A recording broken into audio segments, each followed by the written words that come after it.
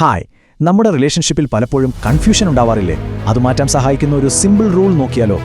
ഒരാൾ പറയുന്നതും ചെയ്യുന്നതും തമ്മിൽ ഒരു ബന്ധവുമില്ലാതെ വരുമ്പോഴുള്ള ആ അവസ്ഥ നിങ്ങൾക്ക് എപ്പോഴെങ്കിലും തോന്നിയിട്ടുണ്ടോ? അവർ പലതും വാക്ക് തരും, പക്ഷെ ചെയ്യുന്നതോ നേരെ തിരിച്ചായിരിക്കും. എപ്പോഴും ഇത് തന്നെ കഥ. അപ്പോൾ സ്വാഭാവികമായും ഒരു സംശയം വരും, ഇതിൽ ഏതാണ് നമ്മൾ വിശ്വസിക്കേണ്ടതെന്ന്, അല്ലേ? ഒരു സൈക്കോളജിസ്റ്റ് ഡോക്ടർ ജൂലി ഇതിനൊരു അടിപൊളി പരിഹാരം പറയുന്നുണ്ട്. കേട്ടു നോക്കൂ. സിമ്പിളായി പറയാൽ, ഒരാളുടെ യഥാർത്ഥ സ്വഭാവം അറിയാൻ വാക്കുകളെയല്ല പ്രവൃത്തികളെയാണ് വിശ്വസിക്കേണ്ടത്. അതാണ് ഡേറ്റ. അപ്പോൾ നമുക്ക് കോമൺ ആയിട്ടുള്ള ചില റിലേഷൻഷിപ്പ് പ്രശ്നങ്ങളിൽ ഈ റൂൾ ഒന്ന് പ്രയോഗിച്ച് നോക്കിയാലോ?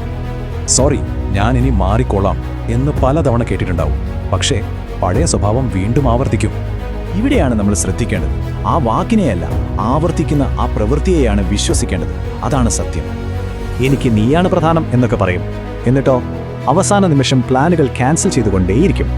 അപ്പോൾ അവരുടെ പ്രവൃത്തികൾ എന്താ കാണിക്കുന്നത്?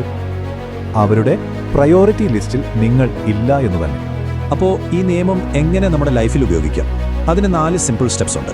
ഓർക്കുക, ഇത് ആരെയും ജഡ്ജ് ചെയ്യാനല്ല, പകരം ആ സാഹചര്യത്തിലെ സത്യം എന്താണെന്ന് മനസ്സിലാക്കാനാണ്. പ്രവൃത്തികളെ വിശ്വസിക്കുമ്പോൾ കിട്ടുന്ന ഗുണങ്ങൾ എന്തൊക്കെയാണെന്ന് നോക്കൂ. കൺഫ്യൂഷൻ മാറും, നല്ല തീരുമാനങ്ങൾ എടുക്കാം. ചുരുക്കി പറഞ്ഞാൽ, ഒരാളുടെ ഏറ്റവും ക്ലിയറായ കമ്മ്യൂണിക്കേഷൻ എന്ന് പറയുന്നത് അവരുടെ പെരുമാറ്റം തന്നെയാണ്. അപ്പോൾ ഒന്ന് ആലോചിച്ച് നോക്കൂ, നിങ്ങളുടെ ജീവിതത്തിൽ ഇതുപോലെ കൂടുതൽ വ്യക്തത വേണ്ട ചില കാര്യങ്ങളുണ്ടോ?